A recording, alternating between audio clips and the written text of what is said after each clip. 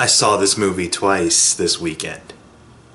That makes me happy. Oh boy, oh boy, oh boy, oh boy, oh boy. Captain America Civil War, I needed this. It was a nice start the week before with some comedy with Keanu, and then right into this one with Captain America Civil War, which actually does a good job of balancing levity with dark themes and a lot of violence and infighting going on. I'm gonna get into spoilers, no doubt.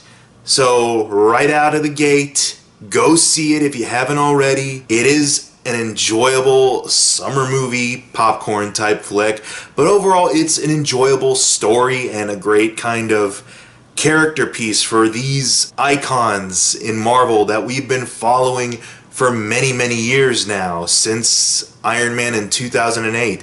It's a great kind of payoff for a lot of the universe building that's taken place since that movie. This is going to be one of those instances where I do kind of stress the importance of having seen the previous films. You can still jump into this movie and appreciate things about it, appreciate things going on in the story, but it does tie in heavily with a lot of past events from things like Age of Ultron, Winter Soldier, the first Avengers, all the way back to stuff like Iron Man and the Incredible Hulk.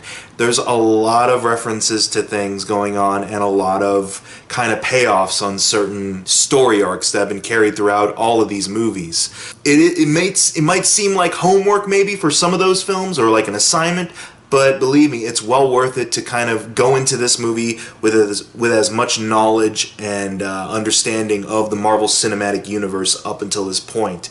Because when it comes to character motivations and it comes to the conflict and resolutions of a lot of these struggles that are portrayed in this film, it's worth it to have that background. And in a way, that's a way this movie really trumps Dawn of Justice. Even though Dawn of Justice, I'll give it its kudos, has good moments from some of its characters and it has a great visual style, what's missing that I feel was essential for that movie to have as much emotional payoff as Civil War does is the idea of a history.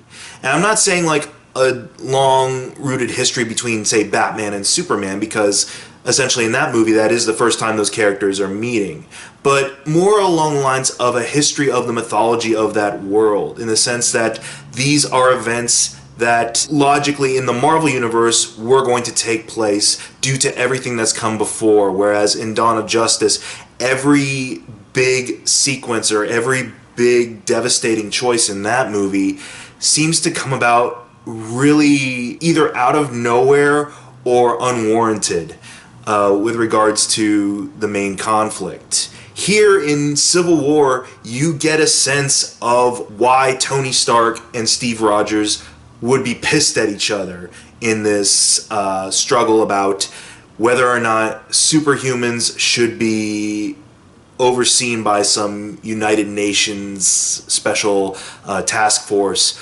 or whether or not they should be free to act however they deem fit. You get why these characters are at odds with each other over this issue.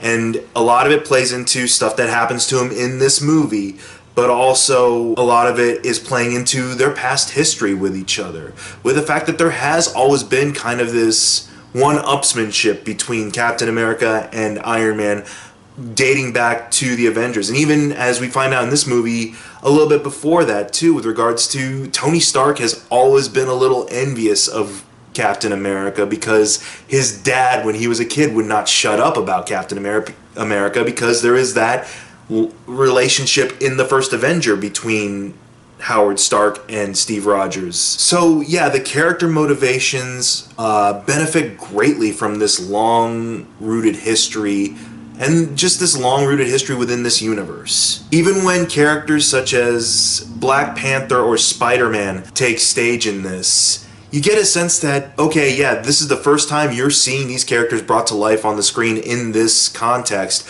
but at no point does it ever really feel forced in. You could argue that the Spider-Man cameo by Tom Holland, who does a great job as Spider-Man in this, if not being the definitive Spider-Man, you could argue that his inclusion in this movie is a glorified cameo, but it works and it ties into a lot of the world building that's been established in previous installments. The fact that he establishes a very kind of surrogate father bond to Tony Stark in the very few scenes they have together. You already get a sense that there are kindred spirits between these two.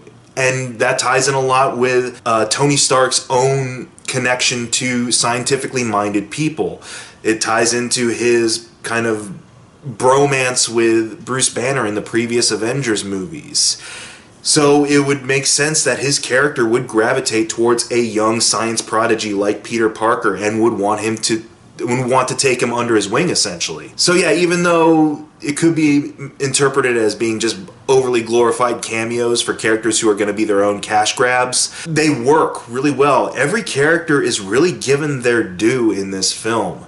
Scarlet Witch has a great emotional arc that she goes through from the start of this movie to the very end. Elizabeth Olsen is really given a lot of free rein to show off a lot more than what she was given in just Age of Ultron. Paul Bettany as the Vision has a really great dynamic with her, and you see kind of hints at their companionship there and kind of their kindred souls moment. Like I said, with Black Panther, this being kind of his debut in the Marvel Cinematic Universe as well, Chadwick Boseman does a great job, and even you get everything about what this character is about his origin and motivation for taking up the mantle of Black Panther in a very quick sequence, but the emotional payoff is already instilled there.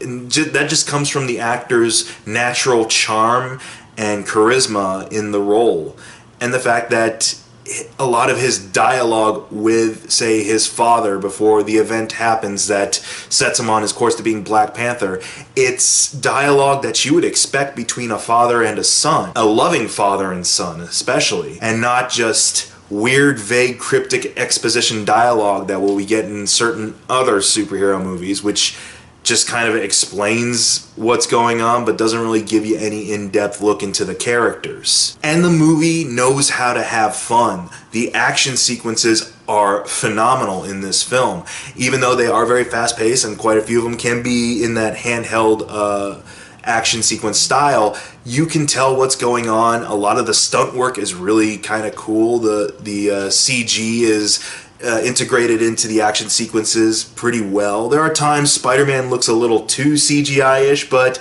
it works though. I mean, it's going to be distracting regardless because he's a brightly colored character, but he feels very well integrated into everything that's going on. Like big moments, and literally big moments, such as Scott Lang's upgrade are kind of fun to watch, even though they can be kind of interpreted as being silly. It looks badass. Another thing I appreciate about the film is the fact that its villain, for as low-key, and that's not a pun on Loki, as low-key as Helmet Zero, played by Daniel Bruhl, as low-key as that character is, he undoubtedly is very chilling and one of the most effective Marvel villains in these movies so far. Ultimately, he gets away with his goal in the end. He achieves what he set out to achieve and lives to fight another day, essentially. The entire time, too, you get why he's doing this. You sympathize at points with why he's doing this. And it never really seems like too much of a stretch that he would be able to accomplish all this, because they give enough of his backstory that he was in a form of intelligence agency and was a covert ops type of person, so he would be resourceful. He would know how to go about getting what he needed to accomplish this elaborate plan. It works, and that's a lot of it too is accredited to Daniel Bruhl. Again, just that actor's natural charisma and his ability to play very cold and calculating, but still at times have this hint of sadness to him. And there are plenty of twists that go throughout this film. I'm happy to say I was able to predict one of these twists. Even before I really knew much about the plot itself, I kind of had a feeling a certain twist involving Iron Man's history and the Winter Soldier. I had a feeling those two were going to intersect in this way, shape, or form. And it was hinted at in Winter Soldier, in the second Captain America movie. All of this feels like payoff that doesn't come out of nowhere. This is all well earned, and if you go back and watch those movies, you can see these beats coming a mile away now. And it just enriches the viewing experience more so because of it. Even though I called this twist about a year ago, when it still came around in the movie, I still had an emotional response to it. I totally got why Tony would be pissed about this revelation. And in the tradition of these Captain America movies so far, this film really kind of clears the board and sets up a new set of rules for the movies here on out. Like, relationships have been shattered in this film.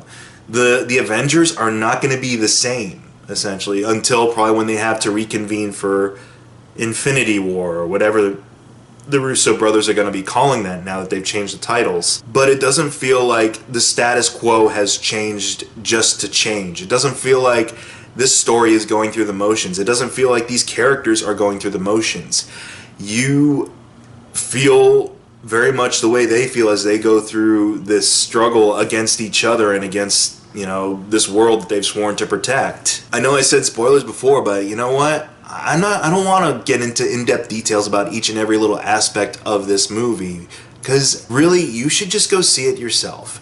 It is, in the vein of Winter Soldier, a very well-paced thriller. It takes all the great iconographic moments of a lot of these characters. You got Ant-Man riding an arrow, courtesy of Hawkeye. You've got Spider-Man webbing people up left and right. You've got the iconic shot from the original Civil War event of Captain America shielding himself with his shield against a full-on repulsor blast from Iron Man. This is a great translation of that storyline, but also a great send-up to these characters and their histories so far. So yeah, so far this is one of my favorite movies of the year. I'd actually place this higher than Deadpool. Deadpool was just this out-of-nowhere delight for me, but at the same time, while it did have some emotional resonance, you can't beat the fact that this movie builds off of, so far, 8 years and some change worth of history between these characters. So especially as a long-term Marvel Cinematic Universe fan,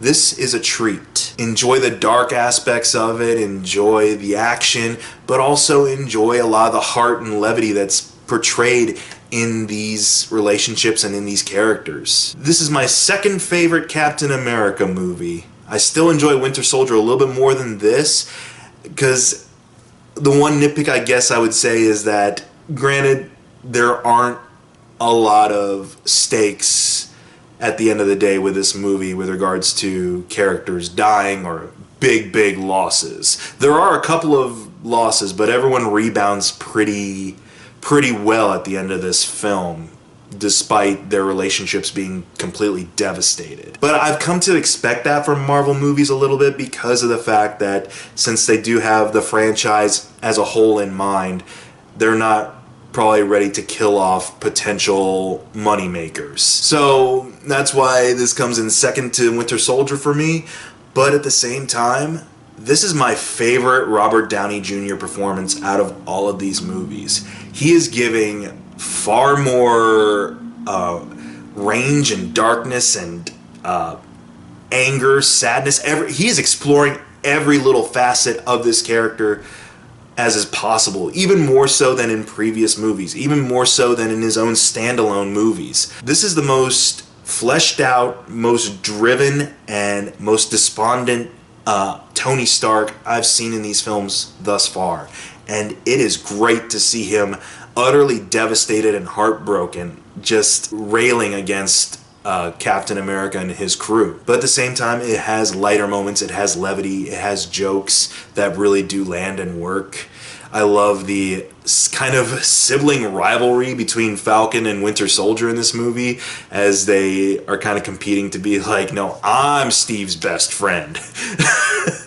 And also Scott Lang, Paul Rudd, who could have been just another glorified cameo in this, has a lot of really good lighthearted moments to break the tension at certain points. But everyone does a great job. Scarlett Johansson does a great job with what she's given as Black Widow to try and be a mediator. Little moments like even having William Hurt come back as Thunderbolt Ross to be kind of the authority figure that they have to... The angry police chief, I like to call him in this movie, essentially. He's like, you've crossed the line too far, you renegades. He does a good job with that, and it has context, too. He has a bit of dialogue at one point addressing the fact that, do you guys keep track of where Thor and the Hulk are?